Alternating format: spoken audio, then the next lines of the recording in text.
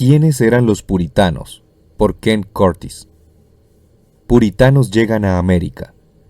Primero llegaron los peregrinos en la década de 1620. Fueron seguidos por miles de puritanos en la década de 1630.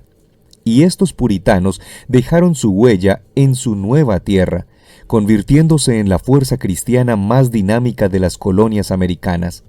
En Inglaterra, los puritanos habían sido personas de medios e influencia política, pero el rey Carlos no toleraría sus intentos de reformar la Iglesia de Inglaterra. La persecución aumentó.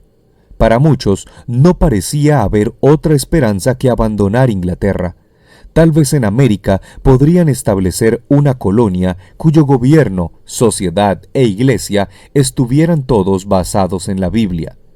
Nueva Inglaterra podría convertirse en una luz que la vieja Inglaterra podría seguir para salir de la oscuridad de la corrupción. Puritanos había sido un nombre de ridículo utilizado por primera vez durante el reinado de la reina Isabel. Estos eran cristianos que querían que la Iglesia de Inglaterra se purificara de cualquier liturgia, ceremonia o práctica que no se encontrara en las Escrituras. La Biblia era su única autoridad, y con estas creencias creían que se aplicaba a todas las áreas y niveles de la vida. Una escapatoria fortuita. Cuando el rey Carlos otorgó una carta colonial a la Compañía de la Bahía de Massachusetts, el documento no especificaba que el gobernador y los funcionarios de la compañía debían permanecer en Inglaterra. Los accionistas puritanos aprovecharon este silencio y acordaron trasladar la empresa y todo el gobierno de la colonia a América. Allí tratarían de establecer una comunidad bíblica, una comunidad santa, como ejemplo para Inglaterra y el mundo. Nueva Inglaterra, una nueva forma. En la madre patria, todo inglés era parte de la Iglesia Nacional de Inglaterra. En Nueva Inglaterra, solo los convertidos eran miembros de la Iglesia. Solo aquellas personas cuyas vidas habían cambiado para creer en el Evangelio de Cristo fueron aceptadas en la Iglesia.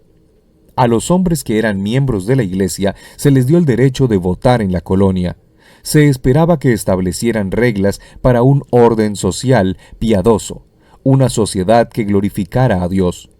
Así como la ley mosaica había regulado la sociedad de Israel en los días del Antiguo Testamento, la Iglesia bajo la autoridad de las Escrituras regularía la sociedad de Nueva Inglaterra. No había lugar para la tolerancia en la América puritana.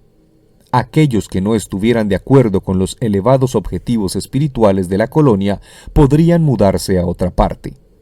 Aunque eran personas de fuertes creencias, fe y convicciones, los puritanos no eran individualistas. Llegaron a América en grupos, no como colonos individuales. Con frecuencia, congregaciones enteras, dirigidas por sus ministros, dejaban Inglaterra y se establecían juntas en la nueva tierra. Organizaron sus asentamientos en pueblos con su casa de reunión o la iglesia en el centro del pueblo. La iglesia era el centro de su comunidad, proporcionando propósito y dirección a sus vidas. Creencia y práctica puritana.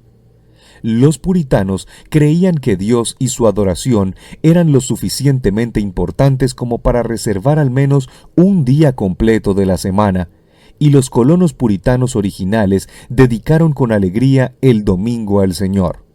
Los sermones eran fundamentales para la vida intelectual de los puritanos y rara vez duraban menos de una hora. Los tiempos de oración también podrían ser tan largos. Los himnos no estaban permitidos en el culto puritano más antiguo. Solo se cantaban salmos o paráfrasis de otras escrituras. El primer libro impreso en Estados Unidos fue el libro completo de los Salmos o libro de los Salmos de la Bahía, una versión métrica de los Salmos de David impresa en 1640. Educación puritana. La instrucción y el entrenamiento de los niños se consideraban responsabilidades pesadas y los padres oraban para que los niños se convirtieran en una fuente de gloria para su Señor. 5 años después de su fundación, Massachusetts estableció escuelas para niños. Todo niño debe aprender a leer para poder leer la Biblia. Como decía una ley de Massachusetts, siendo uno de los proyectos principales de ese viejo engañador, Satanás, mantener a los hombres alejados del conocimiento de las Escrituras, deben establecerse escuelas. En 1636, la colonia estableció el Harvard College, especialmente para entrenar ministros. Las primeras reglas de Harvard dan testimonio del compromiso cristiano esperado, que todo estudiante sea claramente instruido y seriamente presionado para considerar bien el fin principal de su vida y sus estudios es conocer a Dios y a Jesucristo, que es la vida eterna. Juan 17:3. Y por lo tanto, poner a Cristo en el fondo es el único fundamento de todo conocimiento y aprendizaje sanos. Todo es del Señor. De acuerdo con sus creencias de que cada área de la vida debe ser moldeada por principios cristianos, los puritanos veían todo trabajo honorable como un medio para glorificar a Dios. Toda la vida era de Dios, y no había distinción entre trabajo secular y sagrado. Dios llama a cada persona a una vocación u ocupación particular. El cristiano debe actuar como un administrador cuidadoso de los talentos y dones que Dios le ha dado, trabajar en la propia vocación o vocación como medio de servir a Dios y a los hombres. La ociosidad se consideraba un gran pecado.